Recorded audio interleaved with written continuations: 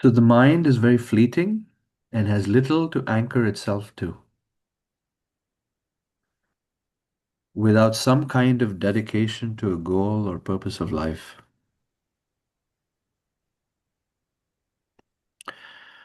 For me personally, a word that I'm focusing on for the year is depth. And to truly find depth in life, it can be facilitated by thoughtful articulation, especially through writing, because writing, the act of writing, captures fleeting thoughts and sometimes profound realizations, bringing them to surface in a more solid and semi-permanent manner.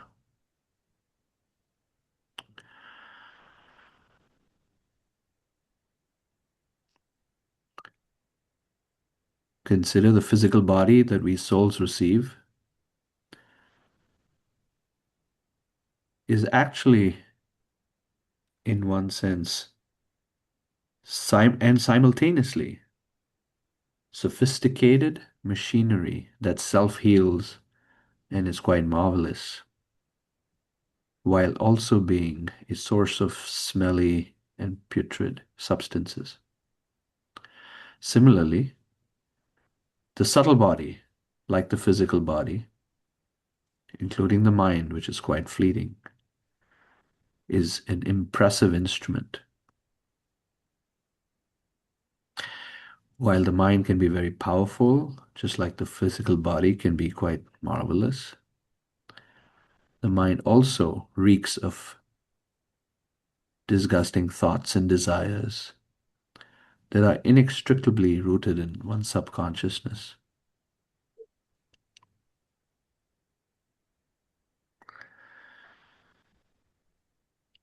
So, the desire for the soul to achieve its perfection, recognizing the entrapment of this subtle body and physical frame within which we're encased.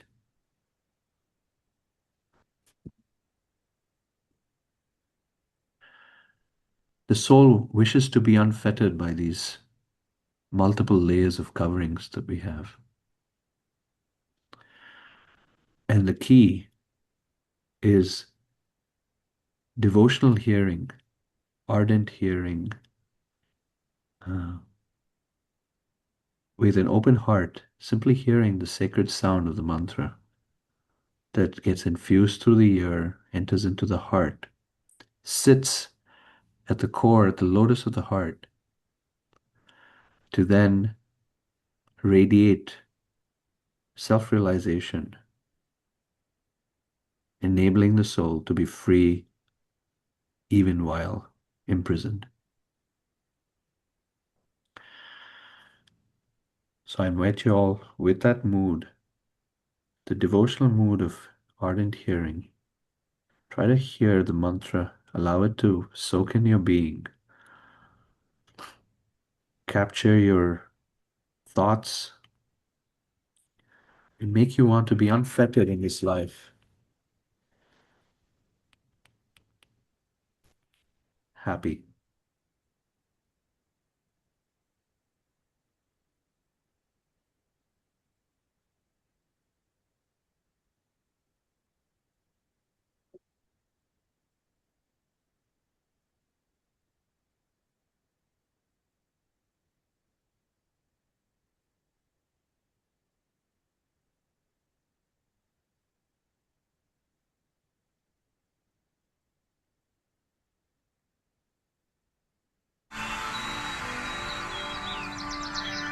Hare Krishna, Hare Krishna, Krishna Krishna, Hare Hare, Ram, Hare Ram, Ram Ram. Hare Krishna, Hare Krishna, Krishna Krishna, Hare Hare. Hare Ram, Ram Ram. Hare Krishna, Krishna Krishna, Hare Hare. Hare Ram, Ram Ram. Hare Krishna, Krishna Krishna, Hare Hare. Hare Ram, Ram Ram. Krishna, Krishna Krishna, Hare Hare, Hare Ram, Ram Ram, Hare Krishna, Krishna Krishna, Hare Hare, Hare Ram, Ram Ram, Hare Krishna, Krishna Krishna, Hare Hare, Hare Ram, Ram Ram, Hare Krishna, Krishna Krishna, Hare Hare, Hare Ram, Ram Ram, Hare Krishna, Krishna Krishna, Hare Hare, Hare Ram, Ram Ram, Hare Krishna, Krishna Krishna, Hare Hare, Hare Ram, Ram Ram, Hare Krishna, Krishna Krishna, Hare Hare, Hare Ram, Ram Ram, Hare Krishna, Krishna Krishna, Hare Hare, Hare Ram, Ram Ram, Hare Krishna, Krishna Krishna, Hare Hare, Hare Ram, Ram Ram, Hare Krishna, Krishna Krishna, Hare Hare, Hare Ram, Ram Ram, Hare Krishna, Krishna Krishna, Hare Hare,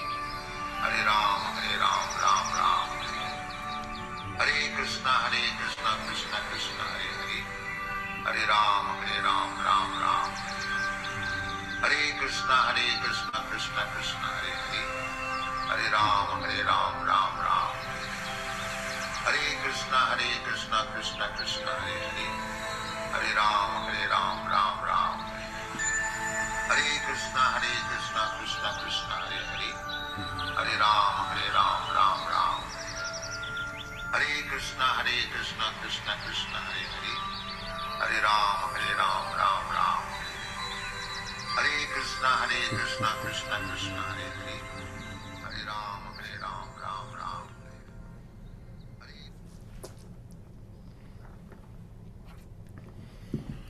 Okay, when you're ready, you can place your palms by your heart. Generate some heat with your rubbing your hands together. Place them over your eyes.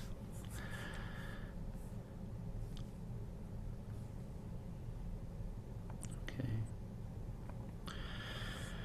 So we resume with chapter 2 of the Bhagavad Gita, text 4. Om Jnana Timirandhasya Jnananjana Shalakaya Chakshurunmilitam Yena Tasmai Shri Gurave Namaha Shri Chaitanya Manobhishtam Stapitam Yena Bhutale Swayam Rupa Kadamahyam Dadati Swapadantikam Vanchakalpatarubhyascha Kripasandubhya Evacha Patitanam Pavanebhyo Vaishnavebhyo Namo Namaha Jai Shri Krishna Chaitanya Prabhu Nityananda Shri Advaita Gadadhar Shivasadi Gaur Bhaktavinda Hare Krishna Krishna Krishna Hare Hare Hare Rama Rama Rama Hare Hare. Alright. We see Vrinda has joined us. Welcome, Vrinda. Alright. Text 3 from chapter 2.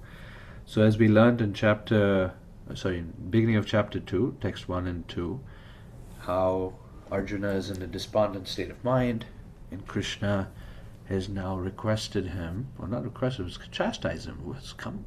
What's come upon you? This is not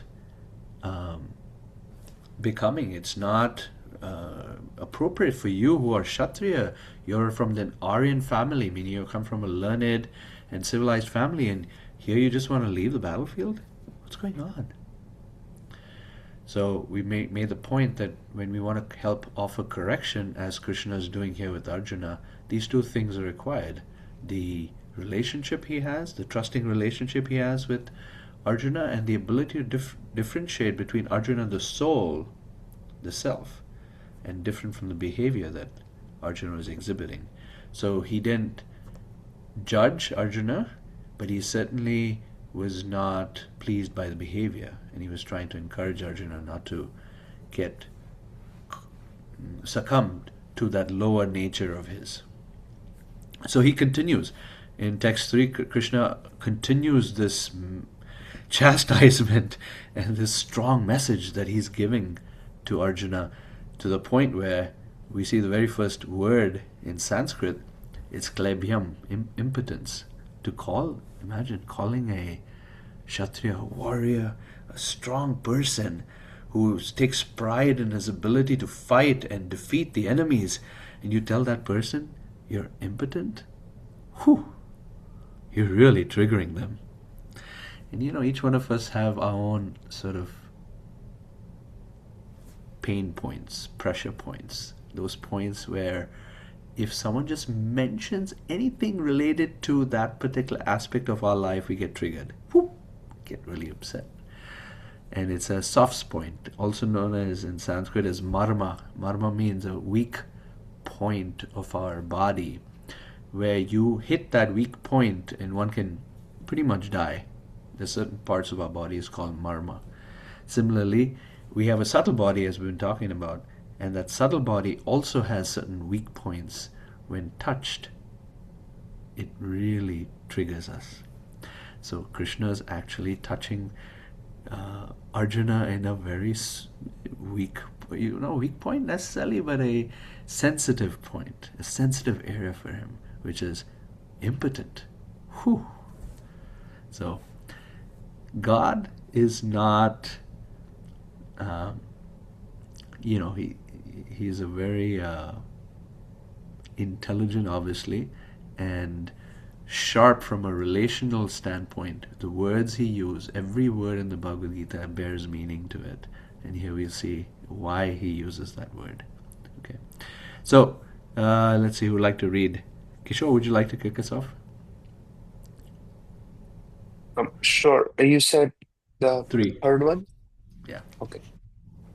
Um,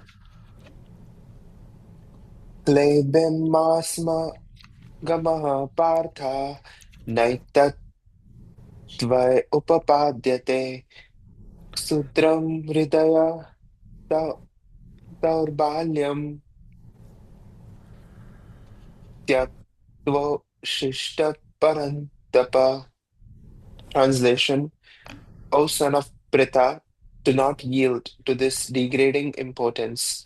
It does not become you. Give up such petty weakness of heart and arise, O chastitor of the enemy. Purport: Arjuna was addressed as the son of Pritha, who happened to be the sister of Krishna's father, Vasudeva. Mm. Therefore, Arjuna had a blood relationship with Krishna. If the son of Kshatriya declines to fight, he is a Kshatriya in name only. And if the son of Brahmana acts impiously, he is a Brahmana in name only. Such Kshatriyas and Brahmanas are unworthy sons of their fathers. Therefore, Krishna did not want Arjuna to become an unworthy son of a Kshatriya. Arjuna was the most intimate friend of Krishna, and Krishna was directly guiding him on the chariot. But in spite of all these credits, if Arjuna abandoned the battle, he would be committing an infamous act. Therefore, Krishna said that such an attitude in Arjuna did not fit his personality. Arjuna might not argue that he would give up the battle on the grounds of his magnanimous attitude for the most respectable Bhishma and his relatives, but Krishna considered that sort of magnanimity mere weakness of heart. Such false magnanimity was not approved by any authority. Therefore, such magnanimity or so-called non-violence should be given up by the persons like Arjuna under the direct guidance of Krishna. Okay. What were some main points that you picked up, or anyone would like to share? Some main points you picked up as we read that.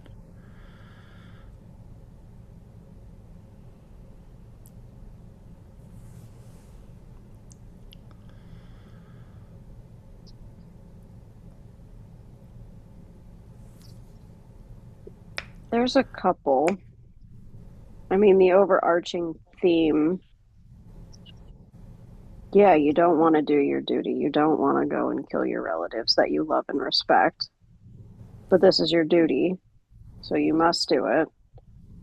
And then I think about how often I have petty things in life that I don't want to do that don't compare to having to kill my loved relatives. Um, but one of the things I'm struggling with is the term unworthy son of a Shastriya Mm. or an, and so I understand it that like a Brahmana can give birth to a non-Brahmana child, but does that really make the child unworthy? Or is it just because Arjuna is himself a Shastriya in nature, he would be unworthy because he's going against his own nature? That's right. Okay. That's right. Vrinda. Okay, so I have a question. And so here, basically Krishna is telling Arjuna that because he is a Kshatriya, it is on like that's basically his duty to, follow through and fight in the war. Is say I don't know if this is how it works, but say if Arjuna wasn't a Kshatriya and he was like someone else, like I'm assuming the whole army wasn't all Kshatriyas, would they still have the same duty to fight? Or No, if someone else, they wouldn't have the no, same duty? no. Okay. Twice in the Bhagavad Gita, Krishna makes the emphatic statement. I say emphatic because he mentions it twice, that it is better to do your duty according to your nature than to try to do someone else's duty. That's not your nature. Even though you can do that one perfectly and your own not so perfectly. Okay. And he says it twice. That's one message he mentions in the Bhagavad Gita twice. The second message he mentions in the Bhagavad Gita twice is always think of me, become my devotee, offer homage unto me, and worship me. You know, okay, that second one, we all, yeah, okay, bhakti is the main message of the Bhagavad Gita. The second, very important, okay, while you're trying to practice bhakti, what do you do in this world? Act according to your nature. Very important. Thank you.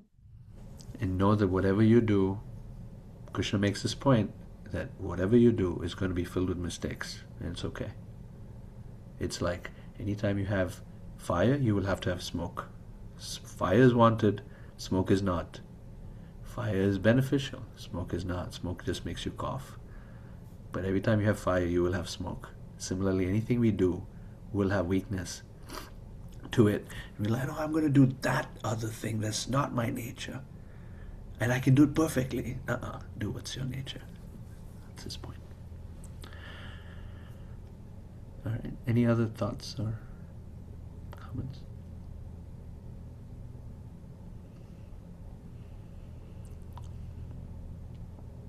Prabhu, we have nature and nurture both affecting genetics, we read, epigenetics. So, all the scripture and philosophy, they touch upon these things. So, what's your thoughts on nurture part? Nature is good. Yes, we all have a nature into which we are born, the family. But nurture part, please offer your thoughts. Is the question how does, while certainly we all born with a certain guna in our lives, and be a certain nature that each one of us have, is your question how much does nurture or external influences impact our nature? Is that your question? Yes, Prabhu. If action is what we are talking, what we perform is what you are addressing, right? What we should perform or how we should perform action in this world is what you are talking. That Yeah. action is determined by our nature and Yeah. nurture also determining Yeah, what we are learning nurture. from the world. Yes, so certainly, how we're nurtured either by our parents or by the community or society that we're in certainly plays into how we act or show up in the world. I'm here in Taiwan. I'm here for work. I'm dealing with a team that has a certain nature that's very culturally different than another team that I have in the United States. Vastly different, right?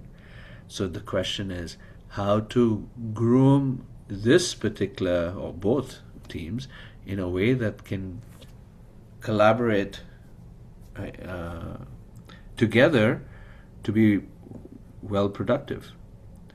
And so, can there be external influences that impact our nature? Absolutely. At the same time, nurturing can only go so far. A common question is, are leaders uh, made or are they born?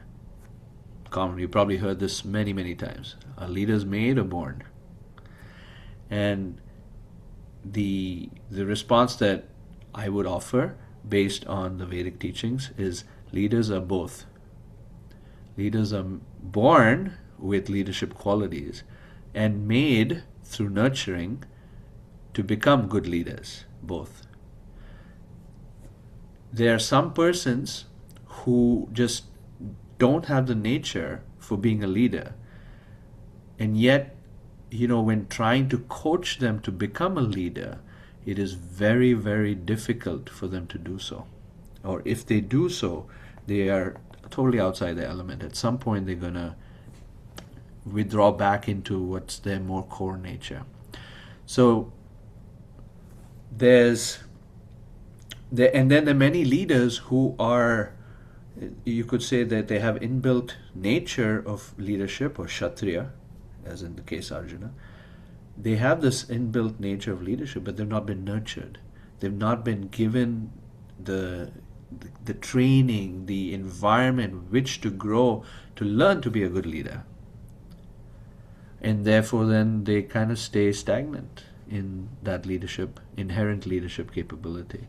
So is it nature or nurture? I say both. And often the nurturing is also partly one's karma, whether they're going to get that nurturing. It might be also whether they want to grow as individuals, and so forth. Hare Krishna, Prabhu. Yes, Kusum. So we see that, right? The nurturing is same given by parents to their children, two kids, but because of their nature, they may be behaving differently. The nurture Absolutely. is the same. Absolutely. Excellent point.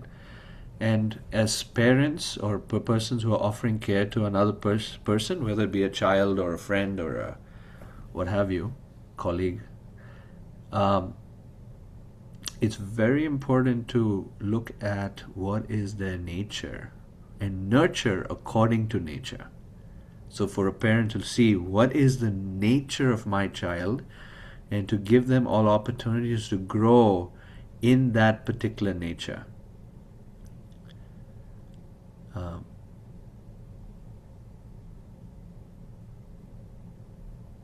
Yeah. And sometimes there's a little bit of experimentation. One of the reasons I personally, we're not big in astrology in the Hare Krishna movement, but one of the reasons I did the astrological chart for my kids was to understand their natures, not their futures, their natures. Because by understanding their inherent natures, I can help nurture them as best as I can as a parent, which is my duty. So, and astrology gives a really good, even before the kids, like before the flower blooms, to see what their nature is, you can tell what the nature is through astrology while the flower is still in a bud state. And lo behold, which I've done 10 years ago in terms of getting astrological chart, I can see as the flowers are blooming right now, I'm seeing the natures come out precisely as the astrological chart said. Wow, that's so deep to understand, because as parents, we kind of look at our kids and say, hey, what did I do wrong? It's like I gave both of you the same environment, but they grew up totally different, and it seemed like a mystery, but there's such logical explanation behind it. So thank you, Prabhu. Sounds like an aha moment. Sure is. Yeah. And here's the thing, part of parenthood can weigh on us in terms of feeling responsible or feeling maybe even dejected or confused about, what did I do? And the fact of the matter is, we can give a lot of compassion to ourselves to know that the children that we have are just, we have them and can influence them only like 10 to 15 years of their life compared to millions of lifetimes they've gone through in other circumstances. So my influence is, a small percentage of the accumulated consciousness that they're carrying. So we're actually a lot more free than we think we are. If that makes sense.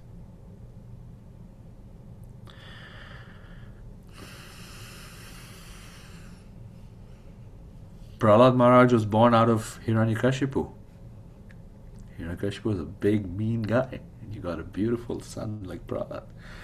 And then you had like terrible beautiful parents like Advaita Acharya, and his sons became, he is an incarnation of God, and his sons were like, they don't even want to talk about it in the tradition text. No, we don't even talk about their sons.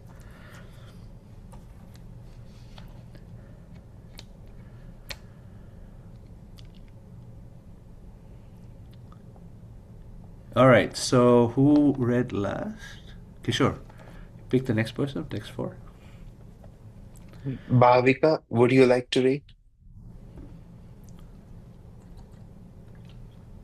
Sure. We go with text 4. Yes, text 4, chapter 2. Katham Bhishman Aham Sankhye Dronam Kamadus Sudana Isubhi Pratiyotsyami Pujarhav Arisudana. Thank you.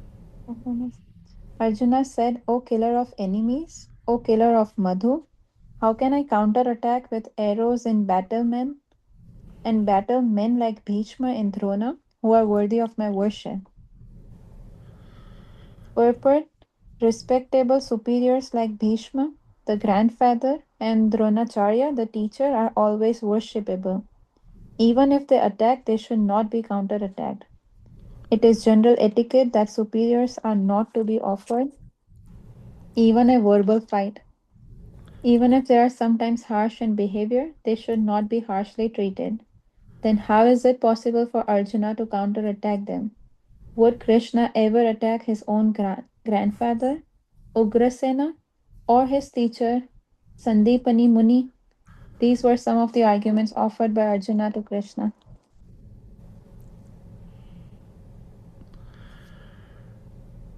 All right. Any arguments against the logic being presented in the purport? Especially this point about, even if they, meaning superiors, are sometimes harsh in behavior, they should not be harshly treated. What do you guys think? In modern American culture. Is it different in Kali than Satyug or no? No? Why would it be different?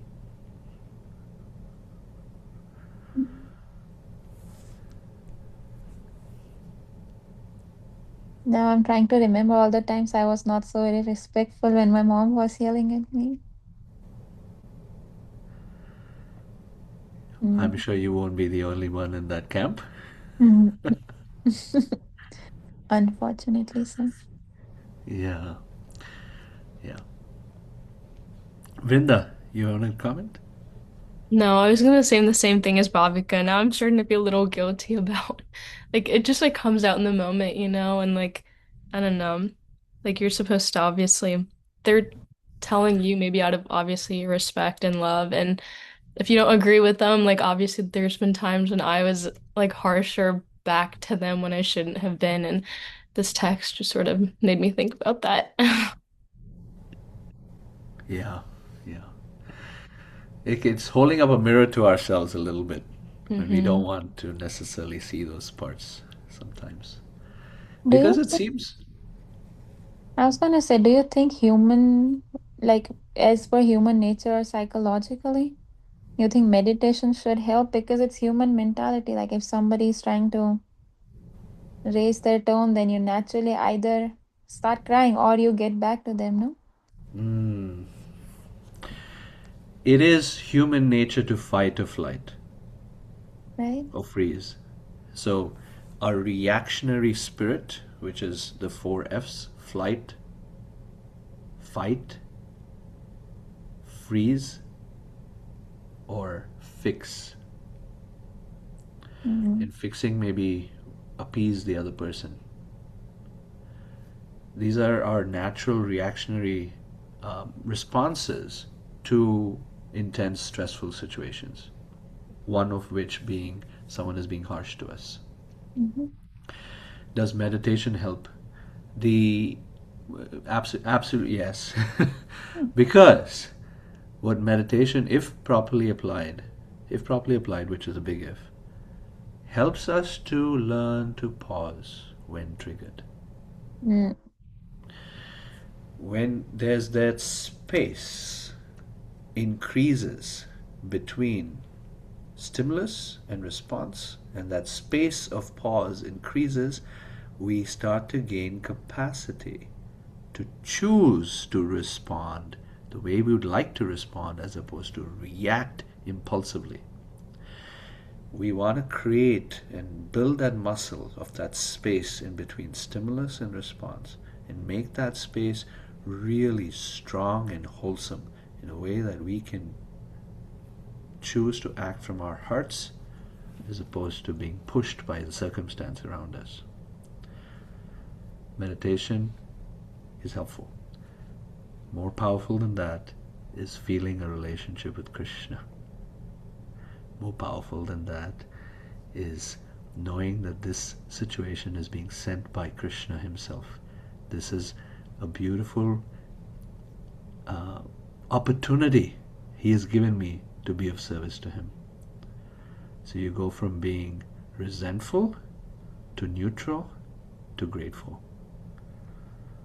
Can you say that again? Go from? Being resentful Mm-hmm. to neutral Oh, too grateful. to grateful.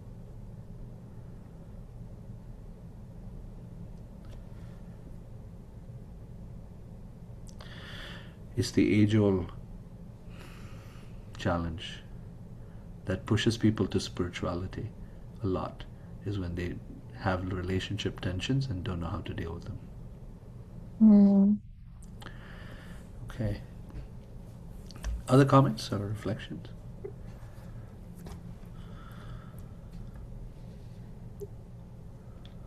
Prabhu, the greatest life lesson I ever learned is I recognized that it's not my parents who brought me to this world. I am the one who came into this world. It's my karma that brought me and attached me to this world. I recognized that when I had the kids. Mm. So, as you said, I gain lots of respect for my parents, irrespective of their attitude or behavior. When I had kids and when I am going through the same experience. Yeah, when you have kids, you really learn how to become a better kid. Right? Yeah. You realize a lot more what your parents have done for you, and then it becomes. So let me share with you a instruction by Krishna about parenthood, if you be willing to oblige, or allow me to share. Let me see if I can find it here quickly.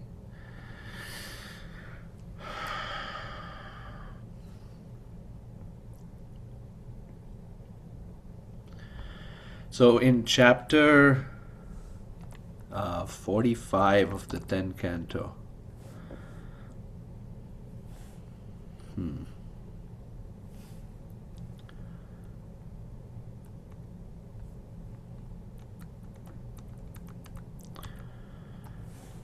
me see if I can share my screen.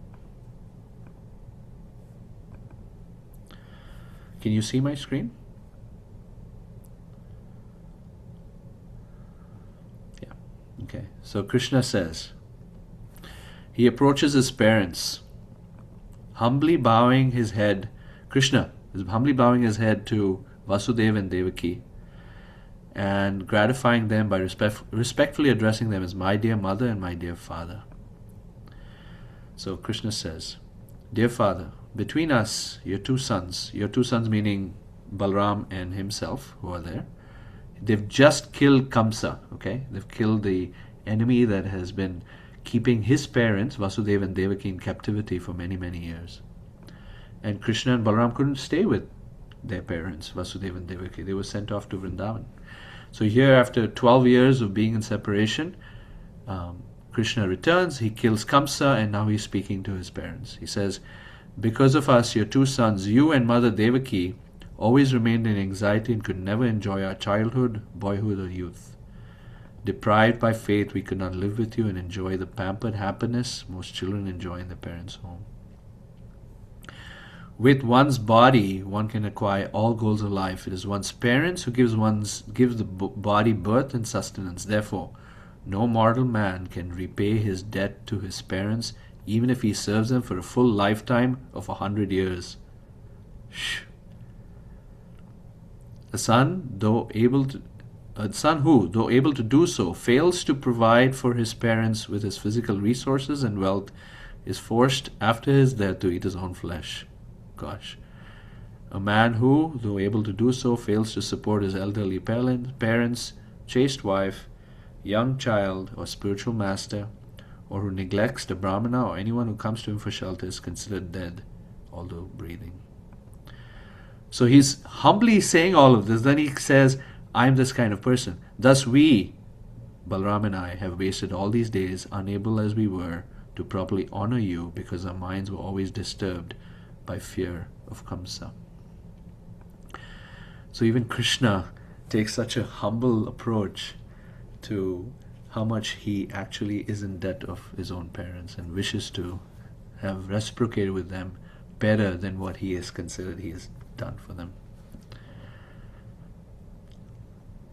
This is God himself. Interesting. Nice lesson on parenthood.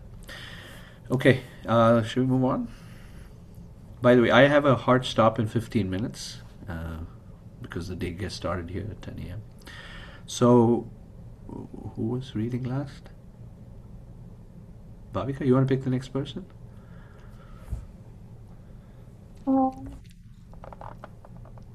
Bhimya, you want to go next? Sure, thank you. Text 5. It would be better to live in this world by begging than to live at the cost of the lives of great souls who are my teachers. Even though desiring worldly gain, they are superiors. If they are killed, everything we enjoy will be tainted with blood. Purport. According to scriptural codes, a teacher who engages in abominable action and has lost his sense of discrimination is fit to be abandoned.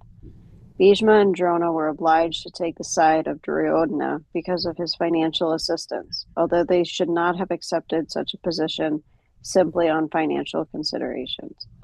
Under the circumstances, they have lost the respectability of teachers. But Arjuna thinks that nevertheless they remain his superiors, and therefore to enjoy material profits after killing them would mean to enjoy spoils tainted with blood.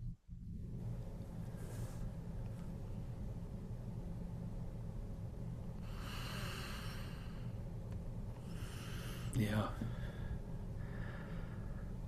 Is that really the only reason why Bhishma and Drona stayed, was financial? No.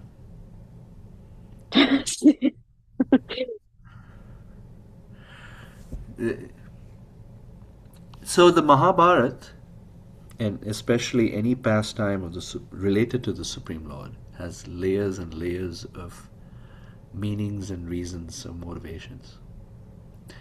One is financial. A second one is duty bound. They had committed themselves to the particular kingdom, of protecting the kingdom and serving the kingdom. They had been supported by the kingdom, and so they felt duty bound to give support back to the kingdom. Another reason that is given is that during what's known as the what's it called, the disrobing of Draupadi, the removing of clothes of Draupadi, the wife of the Pandavas, she was being forcibly tugged at, and some of these great leaders, Bhishma and Drona, did not respond. They did not help. As a reaction to not protecting women when they should have, they got a reaction to continue to stay in the bad people's camp, the Kaurava camp.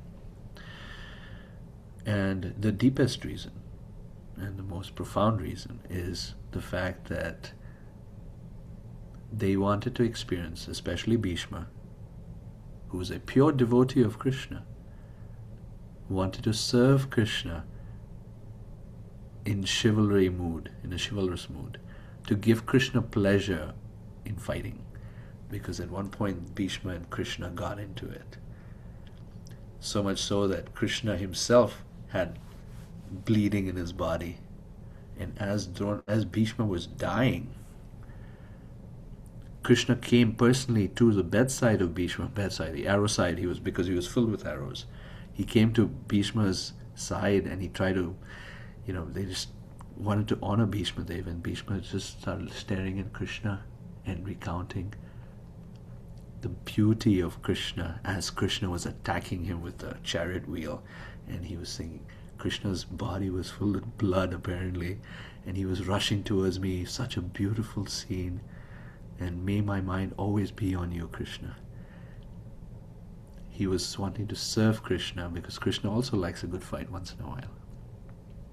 So that's a very deep rasa reason, love-based reason for Bhishma to be on the other side. Anyway. I think that helps explain the layers too. We can never just look at anything at the surface level, can we? There's almost always a greater picture underneath. Not that we would understand in our day-to-day lives what these deeper and deeper and deeper layers are in any given situation, but at the end of the day, there is Krishna,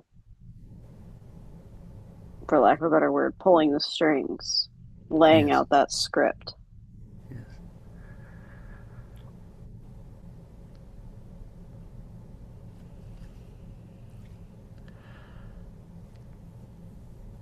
Life is too much of a mystery to say, I got this. We love to say, we got this. There was this huge, I was taking an evening walk last night, and there was this huge screen with a big picture of Messi and said, you got this. I was thinking, really? What have we got? So much we don't get.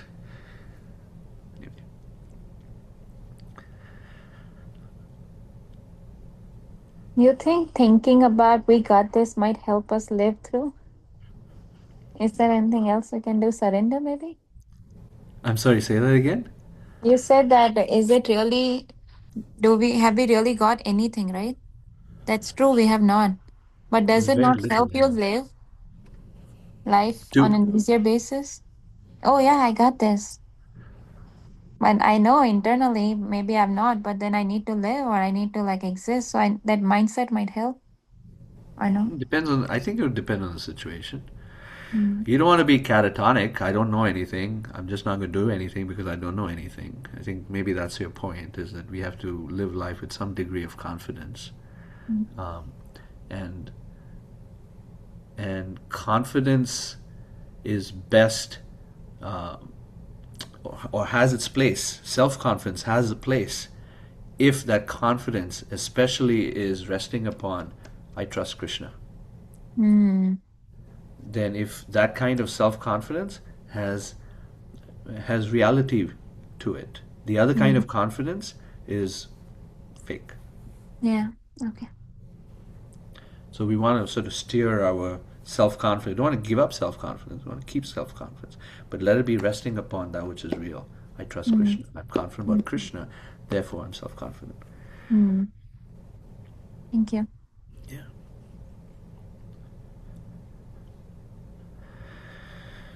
Okay. Linnea, you want to pick the next person? Sure. Brenda, would you like to read? Yeah, I can And go. this will be the last verse for today. Text 7, by the way, is a pivotal moment. It's a powerful moment, and it's one of those most critical times in the Bhagavad Gita that sort of shifts the entire conversation. So we'll keep that for next time. I really like text 7, and we'll see that next time. So text 6 is in the same section where Arjuna continues to give his good reasons, apparently, for not fighting. Yeah, go ahead, Rinda. न चैतद् विद्म कतरन्नो गारियो यद्वा जयेम यदि वा no जयेयुः यानेव हत्वा न जिजीविषामस्तेव स्थिता प्रमुखे धार्तराष्ट्रः. Nor do we know which is better, conquering them or being conquered by them. If we killed the sons of Dhritarashtra, we should not care to live. Yet they are now standing before us on the battlefield. Arjuna did not know whether he should fight and risk unnecessary violence, although fighting is the duty of Kshatriyas, or whether he should refrain and live by begging. If he did not conquer the enemy, begging would be his only means of subsistence, nor was there certainty of victory, because either side might emerge victorious. Even if victory awaited them, and their cause was justified, still, if the sons of Dhritarashtra died in battle, it would be very difficult to live in their absence. Under the circumstances, that would be another kind of defeat for them.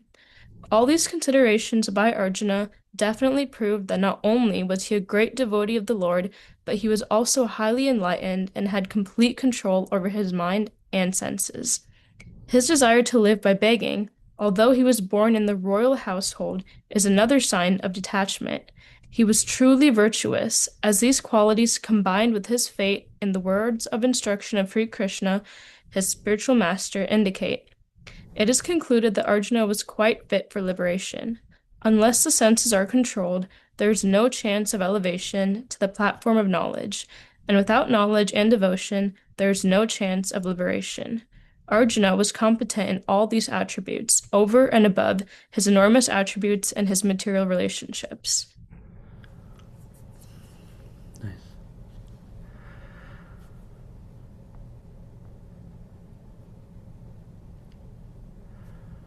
Seems almost flip-flopping, right? In one purport, Arjuna is like, confused materialist. And the next purport, he's such a transcendentalist. Look at him. He's got such amazing qualities. And us binary thinkers have difficulty holding these two things together sometimes. That's the nature of the mind. It's either 1 or a 0. How do you hold 1 and 0 together?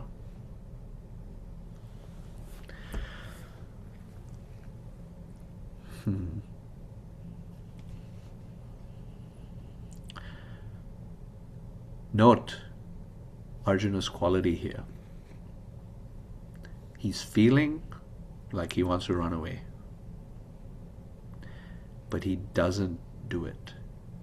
So remember that stimulus and response thing we were talking about earlier? His window is really wide open. He has very strong control of his senses to be able to pause, think, consider, and even ask Krishna what should be done. So that ability is what is being really appreciated here by Prabhupada, that Arjuna had the ability to not simply react. He wanted to, he had a tendency to flight, but he was not flighting. He was steady, contemplative, and asking what's the best path forward. Which is coming next. And he was detached. He was ready to give it up. not fight the battle. So,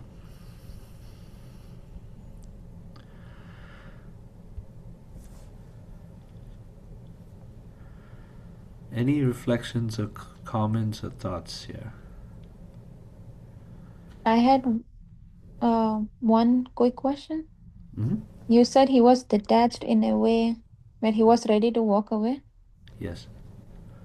What is a good balance between detachment of not wanting things, but at the same time being passionate when it is needed?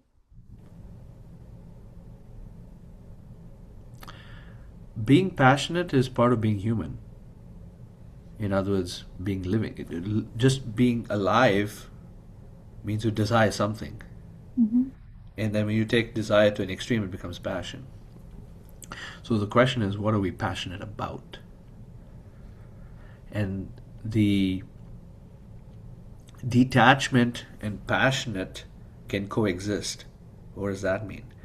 That means I'm passionate about serving in a particular way.